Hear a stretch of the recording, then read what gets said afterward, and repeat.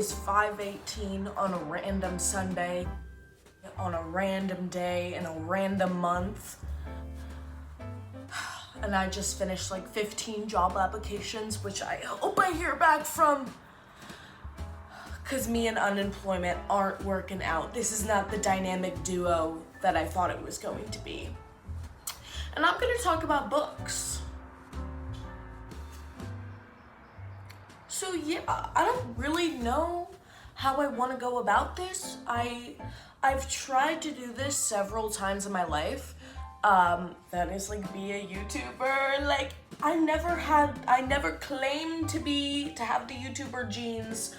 I've just always wanted to do it. And recently my mom's been quite frankly bullying me. Just every once in a while she'll come up to me and she'll be like, Serena, why haven't you started a YouTube channel? Like it's pathetic because it makes so much sense for you. And I'm like, damn, okay. What happened to hello? What happened to my name is? So this one's for you. She's in there. So I don't really know exactly how I want to do this. These are a couple of books that I've read lately, and I think I just want to like share my thoughts on them. This probably will not be an in-depth discussion. I'm probably just gonna ramble and rant my thoughts, hopes, dreams, and fears while reading these. So if you want like a synopsis, read the back of the book. You know what I mean? Like this is not, I'm gonna do my best, okay? I don't even know where to begin. Okay, you know what I do? We're gonna start here. The Night of Baba Yaga. Now, I got this when I was at an indie bookstore, so I'm already feeling like elite as hell. I'm like, ooh, this, I've never heard of this, and I know like all the books, so this is gonna make me look bad as hell. Also, apparently it was translated from Japanese, okay, bilingual baddie, and it said that it was a queer thriller, and I'm like, okay, that's tea. That is tea. It's like not even 300 pages, barely 200, and it sounds insane. I also have like a very deep history with Baba Yaga. If you don't know, for those that don't know, Baba Yaga is a Russian fairy tale about this, well, it's called Baba Yaga and Vasilisa the Brave. It's about this girl who's kind of got this Cinderella thing going on, evil stepsisters, evil stepmother. She's forced to do these chores. There's also like this town witch. She comes in, she's got a crazy ass house. I want to see a billionaire house in-depth discussion where like one of those entrepreneur guys like tours a celebrity's house. I want to see someone do that with Baba Yaga's house, because her house is on chicken legs and it just kind of like moves. Like it is on chicken legs. She likes to fly around in a smoker thing, like a tobacco. I don't know what it's called. The thing in The Little Mermaid. I don't know what it is. I'll insert an image. I forgot what it's called, but she editing Sabrina here. I was wrong. I thought she flew in like a man-sized pipe. No, she flies in a giant man-sized mortar, as in, and then steers with the pestle. A giant mortar and pestle, like for grinding ingredients. I'm so dumb. Oh my god. Like it's a giant human-sized one, and she flies around in that.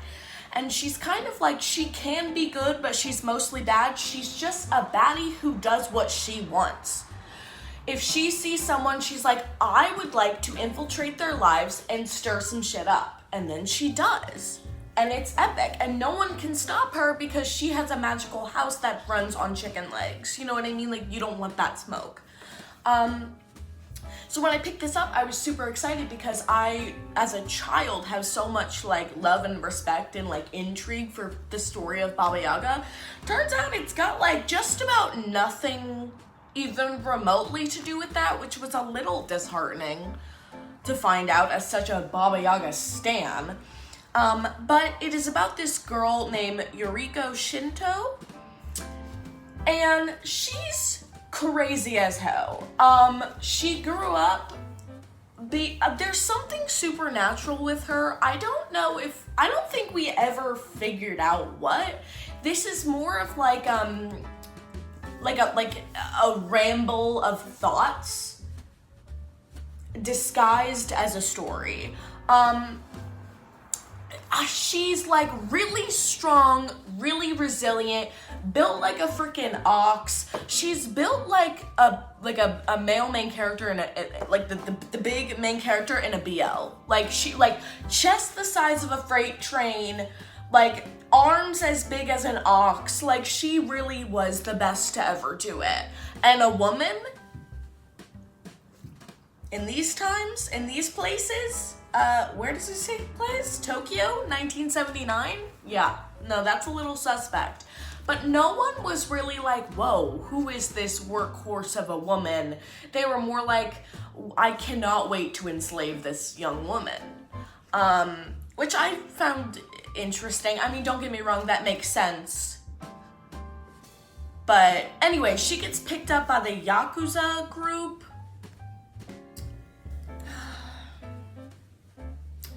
So, the mafia's involved. She is then forced to basically be a chauffeur for the mafia leader's daughter. And they kind of fall in love, but I don't think they ever did. They did historically, but I just never saw, it was all my trigger warnings for, everything. There was some whack ass in this book. I feel everything happened, but nothing happened. You know what I mean? Literally nothing happened, but all of the things happened. It was crazy as heck. Oh my god. I think I gave it 3.5 stars because it was a wild ride, but it was going nowhere. We were still, but I was amazed. I feel like I already need a break. I'm already exhausted, internally, but we're gonna continue. Let's see. I don't even know which one I want to do, because these are all, do I do a trash one? I fear I do a trash one. Okay.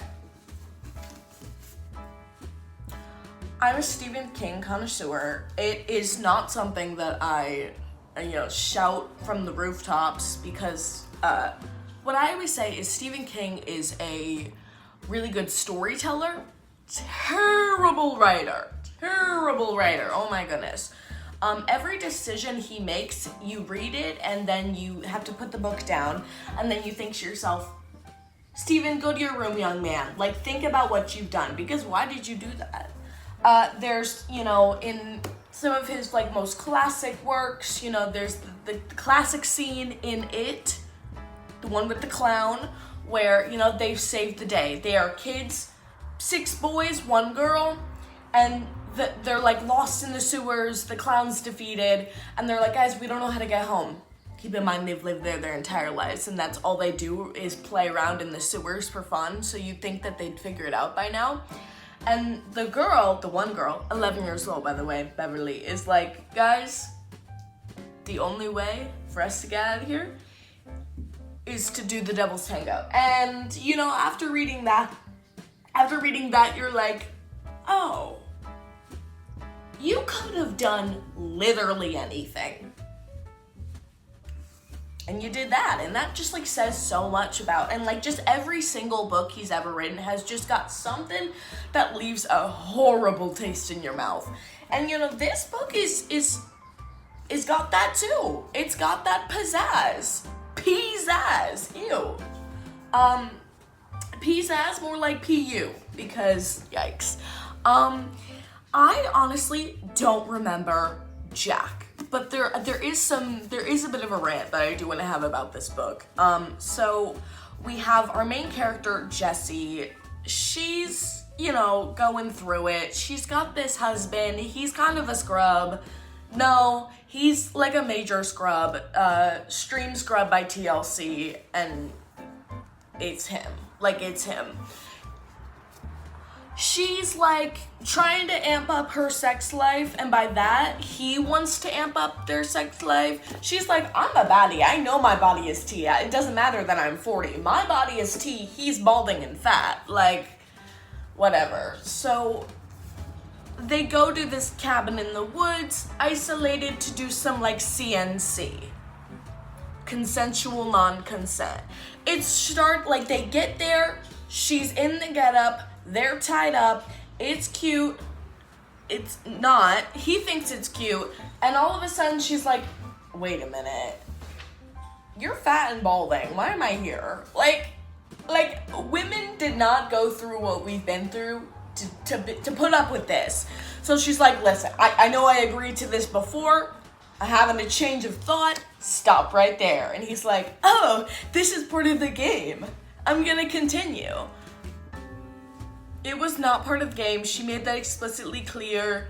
Some classic Stephen King shenanigans. She kicks him, he falls back, he dies. This is not a spoiler.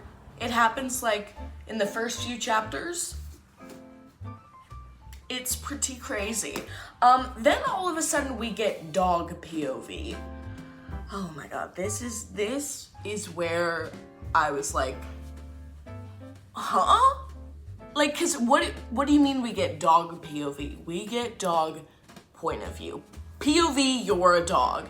And this is weird right off the bat because, see, the historical thing about dogs is they don't have human brains, so you can't, like, transfer their thoughts to paper because they don't think like humans think. But I guess for this story, you have to set aside facts and science and just assume this specific dog unfortunately does have a human brain, and it's also like a human brain of like a man from the 1940s because he's like super sexist.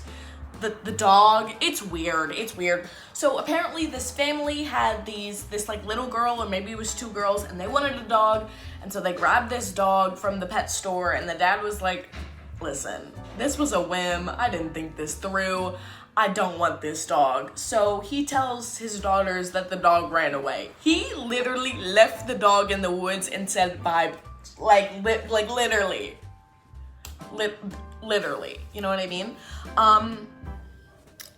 And all of a sudden, then it's like my owner, who always calls his woman.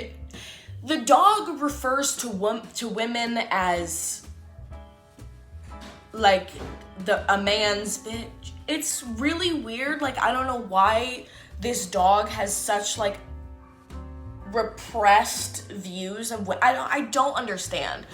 But the dog is starving, you know, he's not been eating, he's not been served.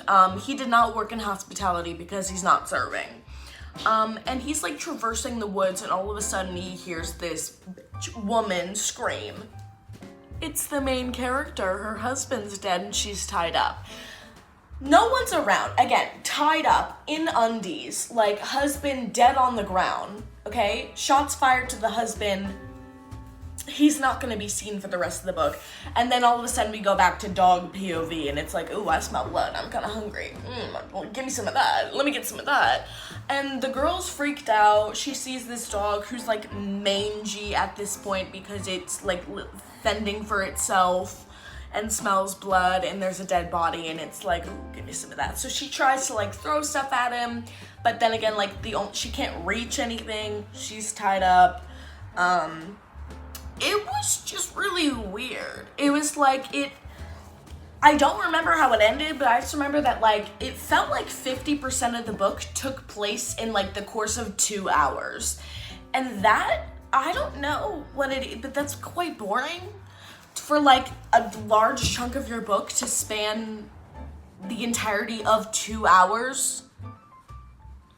120 minutes, that's all you can spare for us, Steven? Apparently. So I was just like, eh. I was like, eh. Okay, this is crazy. Anyways, I don't remember how it ended. I guess that means it wasn't that good. Actually, I do kind of want to reread it because now I want to know how it ended. But,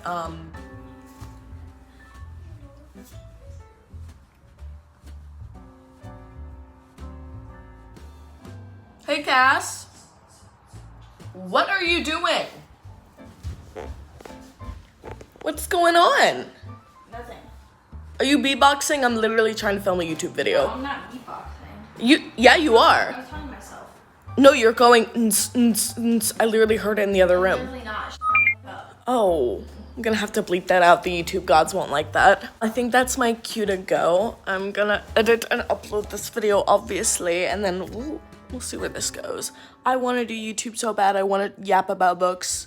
I want to explain my hopes and fears, mostly fears about books. I love reading. I'm gonna try to do this more often. So subscribe, like, comment, share with your friends.